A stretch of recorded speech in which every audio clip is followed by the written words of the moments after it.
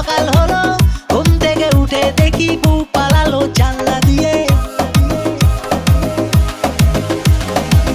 বউটা চলে গেল, মনটা ভেঙে গেল, টেস্টিটা ছিল পাংচার হয়ে গেল। রেল লাইনে গলা দেব তখন আমি ভেবেছিলাম, তারপর হঠাৎ করে লাইফে আমার টুম্পা এলো। ও টুম্পা সোনা দুটো হাম্পি দে না, আমি মাইরি বলছি আর খৈনি খাবো।